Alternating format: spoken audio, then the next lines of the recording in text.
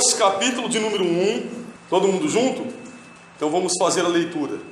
Está escrito assim: a palavra do Senhor a Jonas, filho de Amitai, dizendo: levanta-te, vai à grande cidade de Nínive e clama contra ela, porque a sua malícia subiu até mim.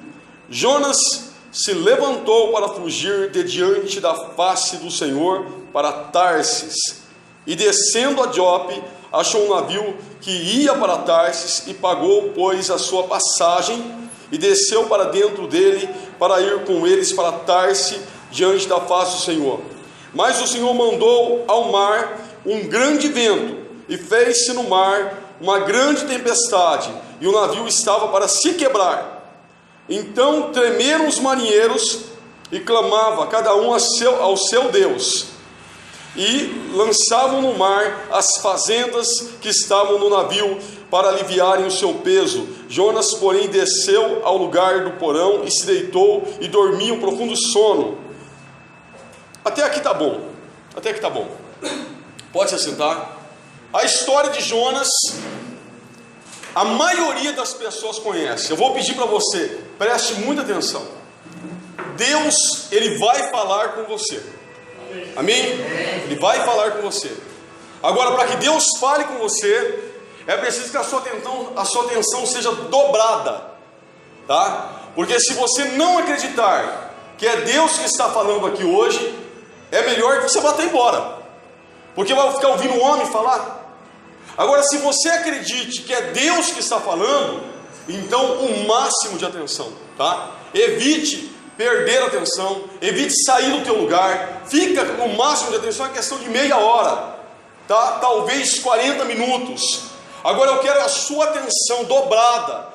Para Deus falar, você tem que considerar esse momento muito mais importante do que se fosse uma aula de medicina.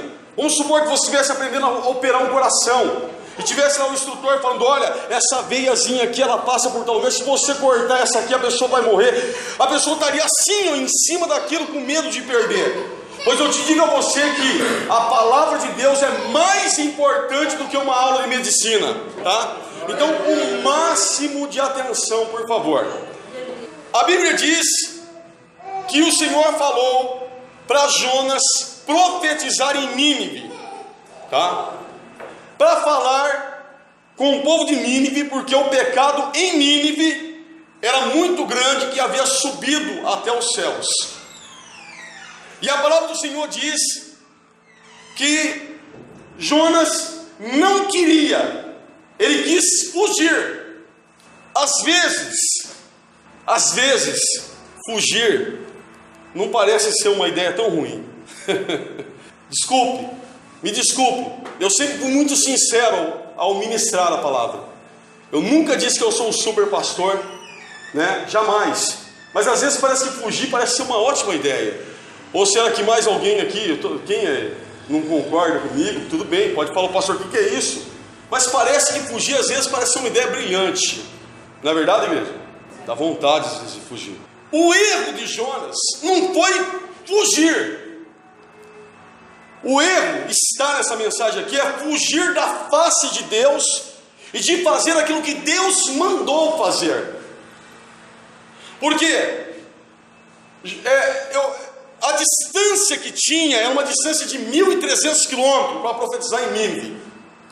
Jonas foi até Jope, que era um porto marítimo. De lá ele quer pegar um navio para ir até Tarsis, que é mais 4.000 quilômetros, dá 4.050 quilômetros. E é interessante que às vezes parece que a gente quer ir mais longe para fazer aquilo que não é para fazer, ao invés de ir mais perto para fazer aquilo que é para fazer. Infelizmente, parece que as pessoas se esforçam muito mais para fazer aquilo que não é para fazer. E às vezes fazer aquilo que Deus quer que seja feito é algo tão simples. Não está tão distante assim de você conseguir fazer aquilo que Deus quer que você faça. É uma questão de você obedecer à voz de Deus, de você se render à voz de Deus para poder fazer aquilo que Deus quer que você faça. Agora, as pessoas pensam assim: não, mas peraí, se for de Deus, tudo vai dar certo. Está encontrando complicação? Está encontrando complicação na sua vida? Tá? Pouca gente está encontrando, hein? Está encontrando complicação na sua vida? Eu falo para você que para você fazer as coisas de Deus, às vezes a pessoa pensa assim: olha, se eu for fazer para Deus, tudo vai dar certo. Às vezes você toma uma decisão de fazer a vontade de Deus, começa as coisas complicarem na sua vida. Sabe por quê? Porque Deus prova a cada coração. Deus prova o teu coração, a tua obediência, e a pessoa pensa: não, mas agora que eu tomei a decisão de fazer a vontade de Deus, começou a acontecer essas coisas. Você acha que Deus prova? Quando você aceita a vontade de Deus, você está entrando dentro de uma escola, e Deus ele forma os seus soldados, e Deus ele forma os seus soldados para vencer, porque nós estamos dentro de uma guerra. Quando eu falo que ser cristão não é fácil, eu prefiro falar para você que ao entrar dentro desse campo, é como você entrar dentro de um campo de batalha. Haverá uma guerra, que já existe uma guerra contra a tua alma, tá? Mas quando alguém entra dentro de um campo de batalha, é melhor que a pessoa saiba que esse campo é um campo difícil. Ali haverá dificuldades, que ela pensar que não, vai entrar ali, tudo vai dar certo, não vai ter problema nenhum, e aí já logo a pessoa se decepciona. Como se prepara um soldado para a guerra? Dizendo a ele que talvez ele entre dentro daquele campo e não saia mais vivo, tá? Então ele vai se preparar para poder entrar lá dentro. Eu digo a você que a partir do momento em que você toma a decisão de fazer a vontade de Deus, talvez você encontre dificuldades. Agora, para não fazer, eu vejo que Jonas desceu até o porto de Jope, e ele queria um navio que ia para onde? Tarsis. Ele não encontrou o navio, é isso que diz? Diz o quê? Que ele encontrou o navio que ia para Tarsis. Olha, o navio é Deus. Lógico, ele sabia que não, mas às vezes dá a impressão que não. Se é Deus, tudo vai dar certo, né? Não é verdade? Olha o navio que vai para Tarsis. Agora a viagem era perto, né? 4.050 quilômetros, qualquer pessoa pode pagar isso, né? Quem já viajou para mais de 4.000 quilômetros aí? Com uns trocadinhos, você compra pipoca, lá na esquina você vai viajar tranquilamente, não vai? Vai, né? Deixa eu trocar esse cheque pro pipoqueiro lá, para eu poder pagar a viagem para mim, para 4.000 quilômetros de distância daqui. É assim que você viaja? Para 4.050 quilômetros? Você precisa de ter o quê? A Bíblia diz que ele pagou a passagem dele. Pode ler. Ele pagou a sua passagem, ele tinha dinheiro para ir. Dá até a impressão, sabe, que hoje, quando alguém fala: olha, você está com um problema, vem para Jesus que todos os seus problemas vão ser resolvidos, os seus problemas financeiros vão ser resolvidos, tudo vai ser maravilhoso para você, não vai ter mais problema. Olha, quando a pessoa toma a decisão de servir a Deus, ela deve saber que o nosso Deus está acima dos problemas.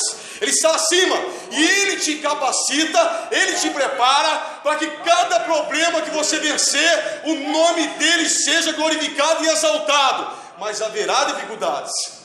Eu gosto muito daquela passagem que o Senhor diz assim: passemos para o outro lado do lago. Mas o Senhor não disse que haveria tempestade no meio do lago. Ele disse que eu vou passar para o outro lado. Quando o Senhor diz que Ele vai nos levar ao outro lado, Ele vai nos levar. Mas muitas vezes a pessoa quer que Ele fale: olha, você vai desanimar no meio do caminho, vai ter dificuldades, vai ter perseguição, vai ter dificuldade financeira. Não, Ele não fala isso. Ele fala: eu vou te levar ao outro lado do lago. Quando o Senhor fala que vai fazer algo na tua vida, o que te interessa saber é que você vai conseguir. De uma forma ou de outra, com Jesus você vai chegar lá. É isso que você precisa saber. Agora, fugir da paz de Deus, quem pode fugir?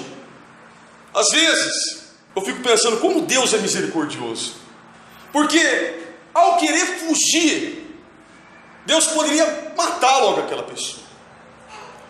Por que nós muitas vezes fugimos daquilo que Deus tem para nós, e você olha para trás e você vê como Deus te deu livramento? Porque a gente poderia ter morrido, e você vê que teve acidente, que teve doença, e Deus te deu livramento. Agora, ao fugir, o Senhor ainda Ele quer alcançar o teu coração, mesmo que você já tenha dito não a Deus tantas vezes na tua vida. Deus continua indo atrás de você, insistindo na tua vida, porque a vontade de Deus é que ninguém venha se perder. Essa é a vontade de Deus. Um Deus tão grandioso, tão poderoso, tão perfeito. Eu estava orando ali fora hoje. A igreja estava orando aqui, eu fui orar lá fora. E eu disse a Deus assim: Senhor, o Senhor não precisa de mim para cumprir tua obra. O Senhor não precisa de mim para fazer com que essa igreja ela vá para frente, ela faça missão e tudo mais. O Senhor pode fazer isso até sem mim. Por quê? Porque o Senhor é grandioso. Agora, por que o Senhor nos quer?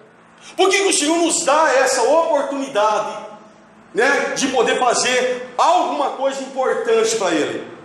Será que você pode falar: não, eu mereço, eu sou uma pessoa muito boa, sabe? Meu coraçãozinho, sabe, é um torrãozinho de açúcar. Eu sou tão bonzinho, desde criança, minha mãe olhava para mim e falava: olha que menininho bonzinho, parece um anjinho, né? Então Deus, ele tem isso porque ele vê que eu sou bonzinho demais, sabe? Que eu não tenho defeitos, é isso, igreja? Não. Por quê então? Porque Ele é um Deus de grande misericórdia, que tem nos dado vida, tem passado ano após ano, e Deus tem nos dado uma oportunidade. Então esse Deus seja louvado, exaltado, glorificado. Lembre-se dele todos os dias que você se levantar da tua cama, que Ele tem te dado saúde para você poder prosseguir. Ele nos quer. Um Deus perfeito, que quer trabalhar na vida de um homem imperfeito como eu e você. Esse Deus é bom demais, igreja. Não dá para fugir da face de Deus. Eu digo para você que aqui o problema não é fugir, o problema é querer fugir da face de Deus. Diz que ele tentou fugir da face de Deus. Jeremias 23, versículo 23, diz que Deus é Deus de perto e Deus de longe. Olha, a pessoa, quando Deus tem uma obra na vida da pessoa, não adianta, a pessoa corre de um lugar para o outro, e Deus levanta alguém, Deus fala pela palavra, Deus cria situações, coloca pessoas no teu caminho, porque Deus tem uma obra na tua vida. Mas existe um tempo de ponto final, tá? O Salmo 139, versículo 7 diz: para onde me irei do teu espírito, e para onde fugirei da tua face? Não há como fugir de Deus. Só que Deus, Ele tem um tempo para tudo. Existe um tempo em que essas oportunidades, elas se acabam e o homem se vai. Ninguém sabe o dia da sua morte. Ninguém sabe quando é que vai partir. Então, o dia da salvação não é amanhã. O dia de eu agarrar esse Deus, sabe, tudo que Ele tem para mim, não é amanhã, não é semana que vem, não é depois que eu resolver meus problemas. O dia é hoje. Esse é o momento da gente se entregar e se render a Ele, é agora, não é depois.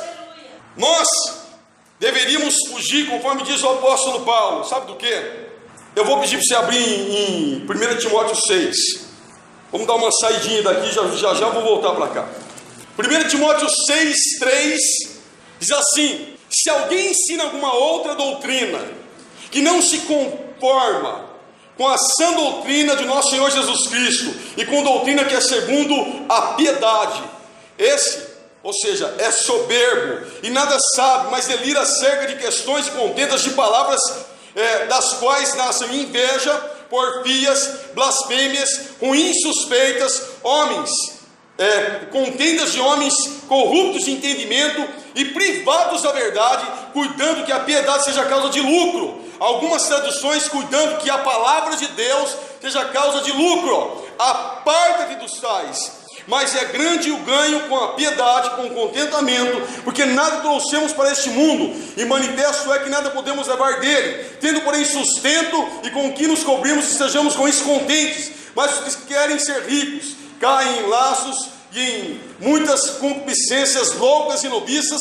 que submergem o homem à perdição e à ruína, porque amor ao dinheiro é a raiz de toda espécie de males, e nessa cobiça alguns se desviaram da fé e se transpassaram a si mesmo com muitas dores. Mas tu, homem de Deus, foge dessas coisas, segue a justiça, a piedade, a fé, o amor, a paciência, a mansidão, milita a boa milícia da fé e toma posse da vida eterna, para a qual também fosse chamado, já tendo feito boas confissão diante de muitas testemunhas.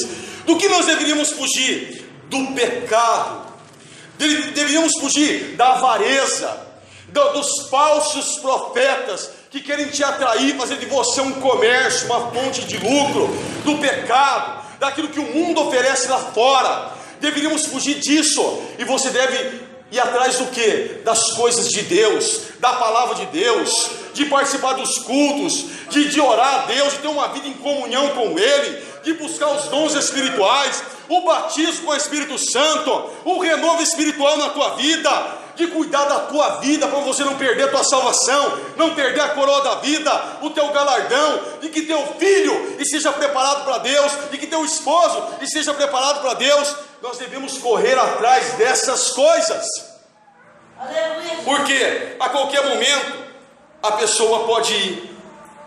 A palavra do Senhor diz que quando Jonas entrou dentro do barco, veio um forte vento. Escute bem, 1 Reis 19:11 fala que quando Elias se escondeu em Horebe, veio um vento que arrebentava as pedras, mas diz o Senhor não estava no vento. Depois veio um terremoto, diz o Senhor não estava no terremoto. Depois veio o fogo, diz o Senhor não estava no fogo. Todo tipo de tribulação que vier na tua vida, em que Deus não está, mas Deus permite, você não precisa temer tanto assim. O medo deve ser quando Deus está nessas coisas, porque a Bíblia diz que Deus mandou um vento. Então, pecando o homem contra o homem, os juízos julgarão. Porém, pecando o homem contra Deus, quem julgará por ele? Se Deus está no vento, então você deve se preocupar, você deve temer muito, porque Deus tem um propósito. Diz que o barco onde Jonas estava ia quebrar-se, arrebentar-se. Por quê? Porque ele estava indo fora da direção de Deus. Nem tudo é o diabo. Que às vezes, não, é o diabo que está fazendo isso. É o diabo que está querendo destruir meu casamento. É o diabo que está querendo destruir minha vida espiritual. É o diabo que está querendo me matar. Tem coisas que é Deus fazendo de uma forma que você desperte, para que você não venha morrer sem a presença dele e perder a tua salvação. Porque a Bíblia diz que o Senhor enviou esse vento, e esse barco ia se arrebentar, se Jonas não se acertasse com Deus. Eu digo a você, quando Deus ele fala assim, por mim mesmo jurei, diz o Senhor. Por que ele fala isso? Quando o homem jura, por que o homem jura? O homem não pode jurar, mas quando ele jura por alguém maior do que ele. Por que Deus fala por mim mesmo? Porque não há ninguém que seja maior do que Deus. Ninguém. A quem você pode recorrer se Deus estiver criando uma situação e pressionando você para que você venha despertar para Ele? A ninguém. E se você não despertar para Ele, você pode partir dessa terra, mas Deus, de tudo o que Ele pode fazer, Ele colocou pessoas no teu caminho, Ele criou situações, Ele permitiu com que você tivesse momentos de aflição, para ver se você naquele momento, você despertasse, olhasse para cima, e se lembrasse de que Deus existe, e Deus tem uma obra na tua vida. Aleluia, glória a Deus. Porque a pessoa muitas vezes, sabe, quando é só alegria, tudo está dando certo, ela não procura Deus. Quando a coisa aperta, ela se lembra que Deus existe. Quando a doença chega, ela pensa, ai meu Deus, aquele avião que caiu com aqueles jogadores lá, pode ver, a última palavra que está lá no registro lá, é, ai meu Deus. Todo mundo se lembra de Deus no momento da aflição, quando está passando pelo vale da sombra da morte. Mas quando as coisas estão tudo, é só alegria, dificilmente a pessoa pensar em Deus. Qualquer um de nós, meus filhos, todos eles têm saúde, graças a Deus. Os seus também, amém? Amém. Vamos supor que eu fosse uma pessoa desviada e um dos meus filhos ficasse enfermo de uma enfermidade de morte. Você acha que eu ia ficar em casa assistindo futebol, assistindo novela, esperando que um milagre acontecesse na minha família? Ou você acha que eu estaria buscando na presença de Deus a cura pelo meu filho? Como é que Deus opera na vida de uma pessoa? Deus permite que a aflição venha. Ele permite que a pessoa passe por um vale, para ver se essa pessoa desperta. Porque hoje nós estamos vivendo uma geração de pessoas mimadas, que elas querem de Deus, mas elas não querem se dar para Deus. As pessoas hoje, elas estão exigindo de Deus, elas querem a bênção, mas não querem o Senhor da bênção. Jonas estava dormindo. A Bíblia diz que cada um deles clamava, pedia ao seu Deus. Eles estavam pedindo àqueles que não podem fazer nada, porque não há outro Deus que não seja o Deus da Bíblia. Só tem um Deus, não tem outro. Mas os enganos do inimigo, dentro do conhecimento que eles tinham, eles clamavam cada um ao seu Deus e jogava fora o peso que tinha no navio. Às vezes, o pagão, ele age de uma maneira mais prudente do que o próprio cristão, porque ele vai na causa espiritual e na causa natural, na sobrenatural e na natural. Eles oraram ao Deus deles que não ia adiantar nada se não pedisse ao verdadeiro Deus, mas eles também aliviavam o navio. E às vezes o cristão, para ele tudo é espiritual, é só o lado espiritual, o lado material não existe. Eles pegaram o peso do navio e jogaram no mar. Tem que descobrir qual é a causa. Foi lá o mestre do navio, Jonas, você está dormindo porque ora ao seu Deus, quem sabe, né? A gente não descobre essa causa.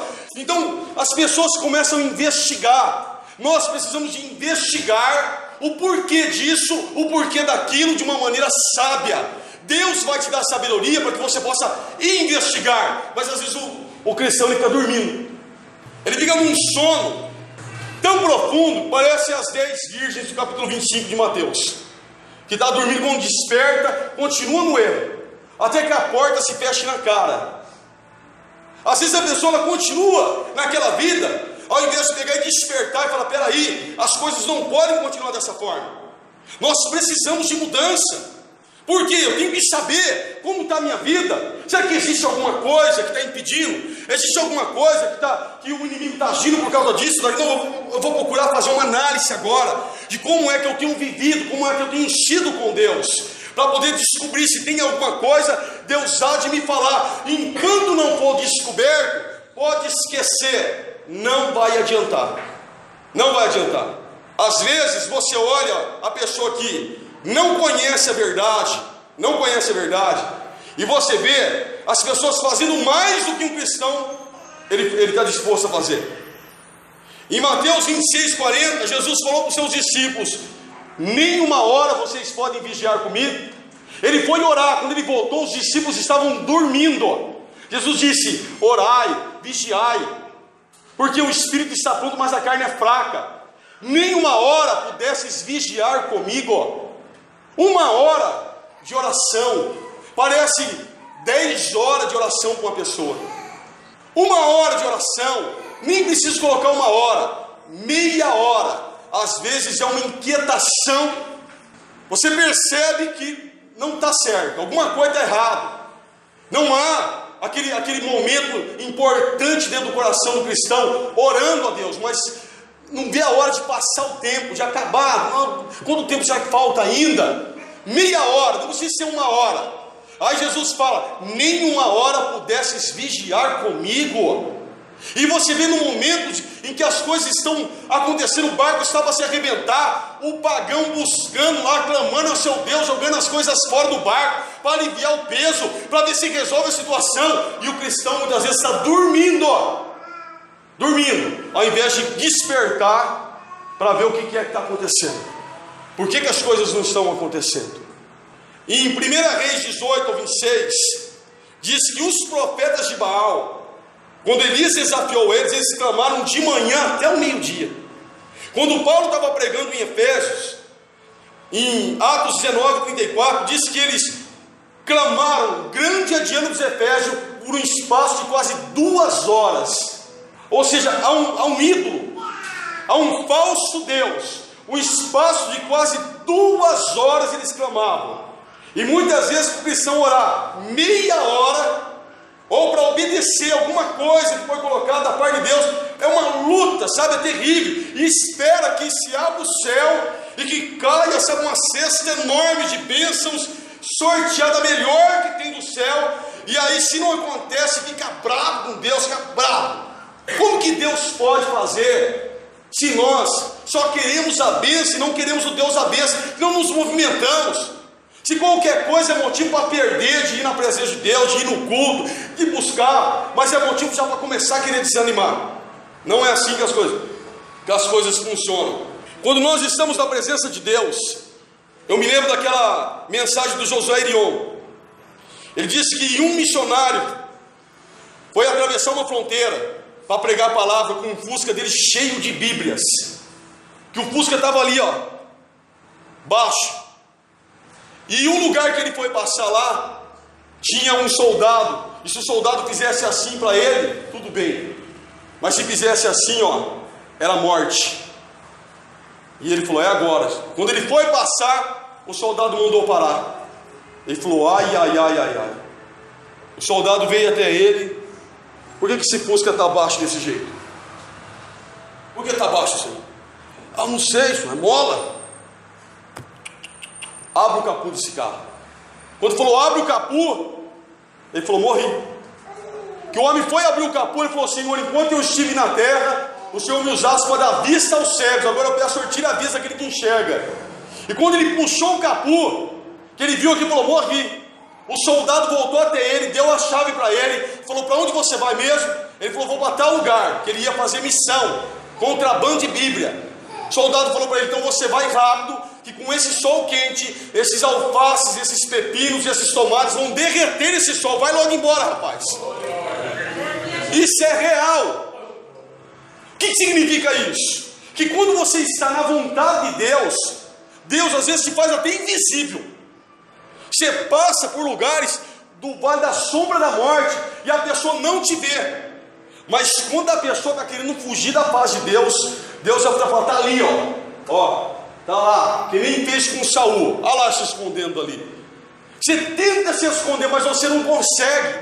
O homem pensa que pode fugir de Deus. Ele pensa, não, vou dar um jeitinho. Você não consegue fugir, porque Deus, Ele é um Deus de misericórdia. Ele tem essa obra na tua vida, e Deus, Ele faz dessa maneira em nossa vida. Agora, enquanto não for resolvido aquele problema, pode esquecer. Aquela passagem de Josué, quando Josué estava vencendo as batalhas, porque Deus falou que Josué iria vencer. O Senhor disse que seria com Josué como foi com Moisés. Mas o Senhor deu uma ordem, que quando eles tomassem posse de Jericó, eles não poderiam pegar nada, tudo aquilo seria consagrado a Deus. E naquela batalha contra Jericó, Acã pegou uma capa babilônica, alguns ciclos de prata ou uma coisa de ouro. E ali ele escondeu na sua barraca, debaixo da sua barraca.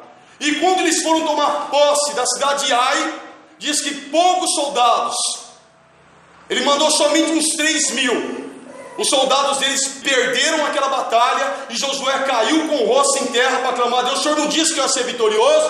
O Senhor falou que a maldição no meio de vós, enquanto não tirar a maldição do meio de vós, não serei convosco. Não subsistirá sobre os seus inimigos, se não tirarem a maldição do meio de vós. Então nós muitas vezes esperamos que aconteça um milagre, mas nós não resolvemos o problema. Nós não vamos lá para resolver, para saber o que está acontecendo. Quando Josué, ele tirou Acã foi apedrejado, ele voltou a vencer de novo. Então Deus está falando para nós hoje, tirai a pedra. Sabe quando ele ressuscitou Lázaro? Tirai a pedra. O homem tirou a pedra, o milagre foi ele que fez. Às vezes parece que nós não queremos fazer a nossa parte, não queremos procurar, investigar, para querer saber o que é que está errado, o que é que pode estar impedindo. Eu estou do jeito que Deus queria, ou eu não estou do jeito que Deus queria, o que é que eu tenho que fazer para resolver? Parece que nós queremos que tudo dê certo, mas nós não movemos uma palha para isso. A história de Jonas, ela nos ensina que um homem de Deus, uma pessoa que Deus tem propósito, se ela estiver fora da direção de Deus, ela pode ser até maldição para quem está com ela. Você sabia disso? Quando Acã estava no exército de Josué, o exército dele perdeu a batalha. Jonas no barco, o barco ia afundar. Agora também um cristão, quando ele está na presença de Deus, ele é bênção na vida daqueles que estão com eles. Olha José lá no Egito. A Bíblia diz que Deus abençoou todo o Egito por causa de uma pessoa que era obediente a Deus. Uma pessoa. A palavra do Senhor diz que o barco onde Paulo estava não naufragou porque Paulo estava no barco. Então eu digo a você que se você estiver na presença de Deus, ora, o teu casamento não vai afundar, a tua família não vai afundar, os que estiverem com você não vão afundar. Se você for um homem de Deus, estiver na presença de Deus, se você for uma mulher de Deus, estiver na presença de Deus, você pode esperar, porque no tempo de Deus as coisas vão acontecer na tua vida. Você sabia que quando eles lançaram sorte, versículo 7 diz: dizia cada um ao seu companheiro: vinde, lancemos sorte, para que saibamos por que causa sobreveio este mal. Eles lançaram sorte e a sorte caiu em Jonas. Quando a sorte caiu em Jonas, eles perguntaram: quem é você? Ele falou: eu sou hebreu, eu temo ao Deus que fez tudo, que criou todas as coisas. Ele falou: me lance no mar, que vai cessar essa tempestade. Quando eles lançaram Jonas ao mar, a tempestade cessou. E a Bíblia diz que um peixe enorme, que muitos identificam uma baleia, engoliu Jonas.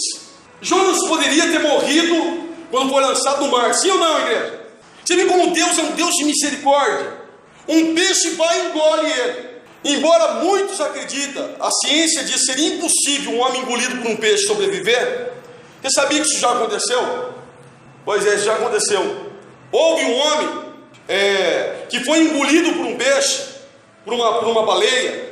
Esse homem, no mesmo dia, esse peixe ele foi capturado. Chama James Baker. Eu pesquisei sobre isso. E ele estava fazendo uma viagem de barco, num barco chamado Estrela do Oriente, em 1891. E esse peixe engoliu ele. E naquele mesmo dia, esse peixe foi recuperado.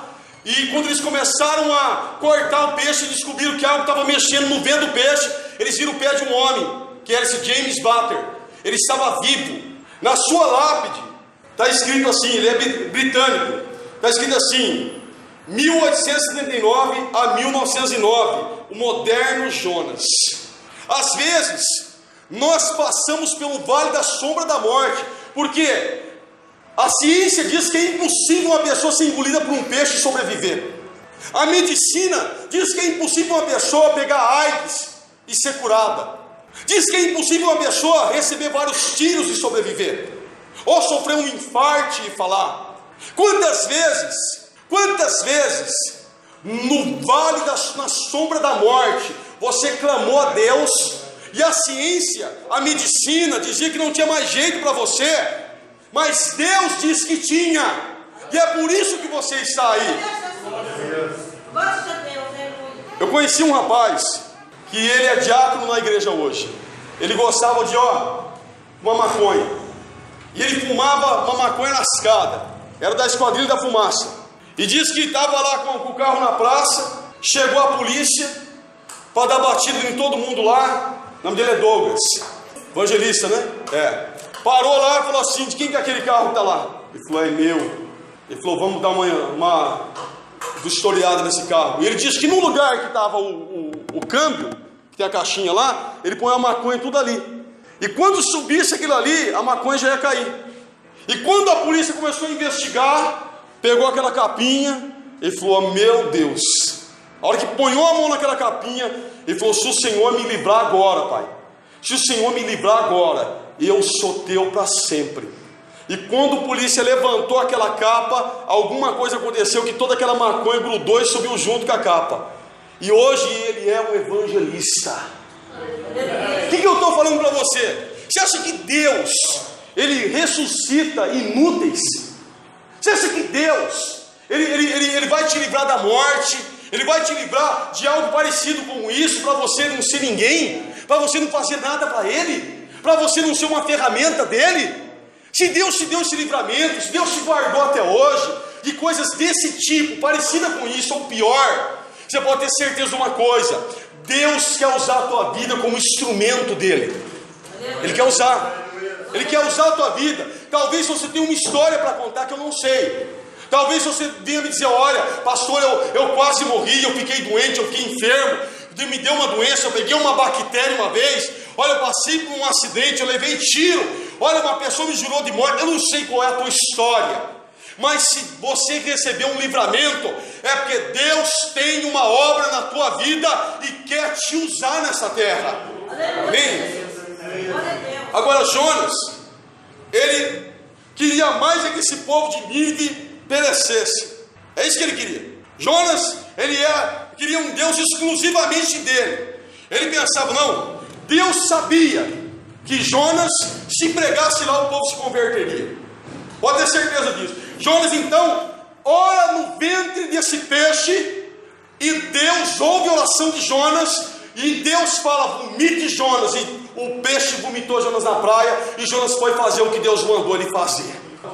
Cessou a tempestade, o peixe foi embora, e ele foi lá para fazer o que Deus mandou ele fazer. Talvez você não entendeu ainda, Deus está falando, deixa de ser Jonas e vai fazer o que Deus te mandou fazer. Aí eu fico pensando assim, será que Deus não conhecia o coração dele?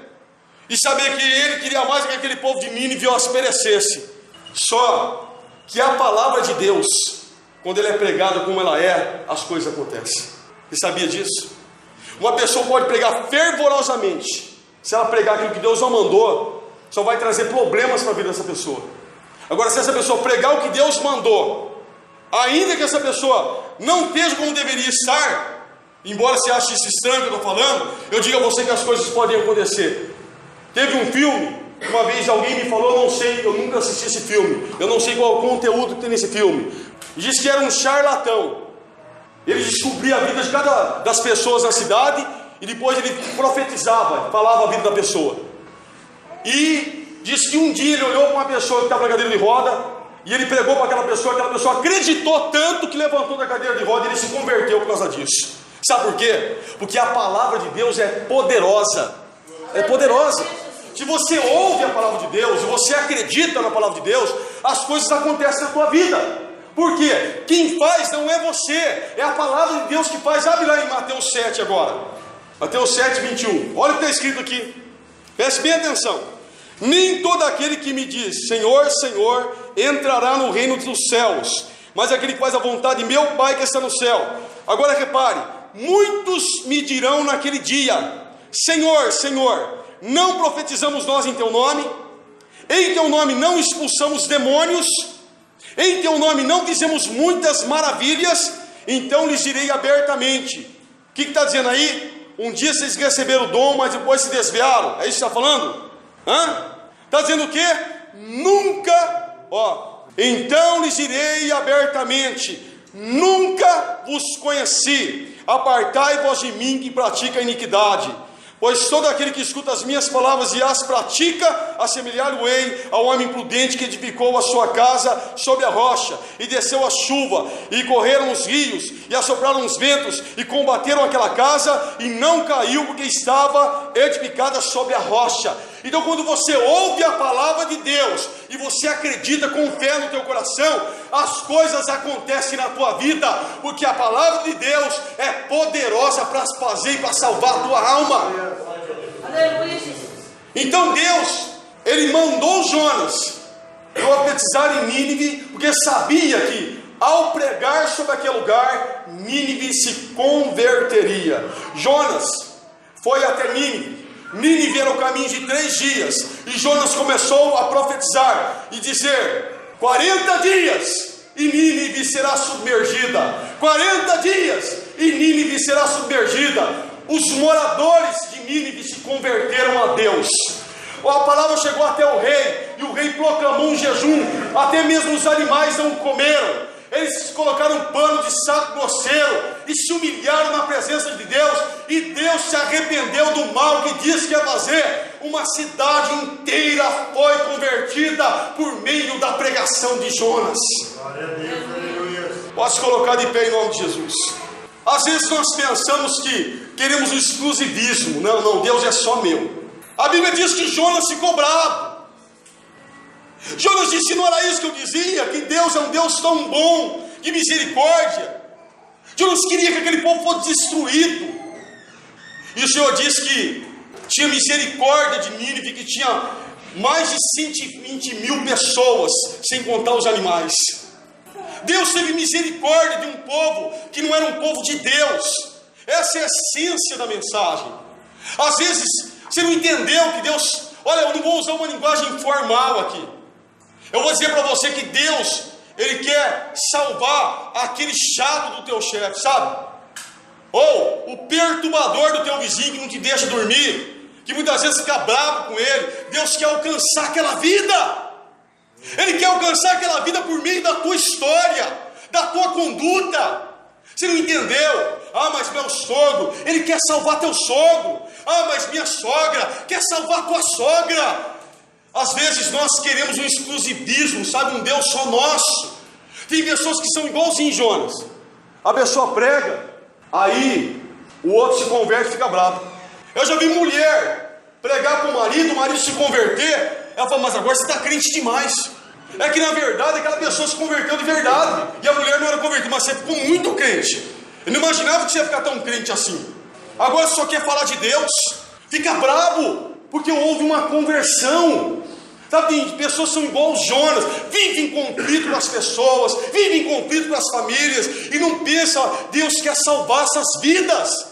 Deus quer salvar aquele pagão, aquele que está prostrando os pés à imagem de escultura. Deus quer ser o Deus dele. Deus quer ser um Deus vivo para ele, um Deus que responde, mas você é a ferramenta que Deus quer usar. Amém. Aleluia. Vai profetizar em Nínive. Vai fazer o que Deus mandou fazer. Talvez você pense assim: Deus não quer nada comigo. Talvez você nunca tenha se perdoado pelos erros que você cometeu. Deus está me trazendo isso no coração. Talvez você mesmo nunca tenha se perdoado, não consegue se perdoar, e Deus tem um perdão para dar para você. Deus já te perdoou há muito tempo, e Ele fala para você se perdoar agora. Porque às vezes pensa, mas será que há jeito para mim? Olha, Deus, Ele quis salvar Nínive, um povo que era um povo pagão, um povo que se prostrava a ídolos. Deus quer salvar a tua vida, Deus quer salvar a tua casa, Deus quer alcançar a tua esposa, quer alcançar o teu marido, quer alcançar teu genro, tua nora, Ele quer alcançar a tua família, os teus amigos. Deus, Ele quer alcançar todas as pessoas, querido. Aquele que se render a Ele, aquele que for buscar o perdão dEle, vai alcançar. Romanos 10, versículo 17 diz que a fé vem pelo ouvir, e pelo ouvir a palavra de Deus. Ao ouvir a mensagem, você deve acreditar na mensagem. E se você acreditar, Deus opera um milagre sobre a sua vida. Amém. Jonas pensou assim: não, se eu mudar de lugar, eu vou resolver o problema. Às vezes parece que o problema é o lugar, né? O problema somos nós.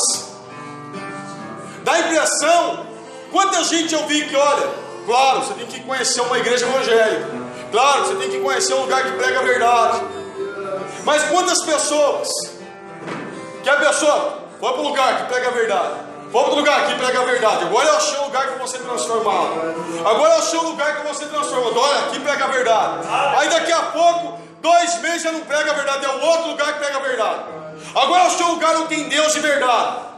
E você não vê a transformação na vida da pessoa. Sabe por quê? Porque o problema não é o lugar, o problema é a pessoa. Deus, Ele nos mostra que quem tinha que mudar de atitude era o profeta, era Jonas. Deus está falando comigo e com você. É nós que devemos ser diferentes. Quem é a igreja? A igreja somos nós. Nós somos a igreja.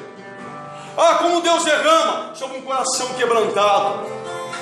Se você quebrantar teu coração, se você fazer o que Deus está mandando você fazer, então as coisas vão acontecer.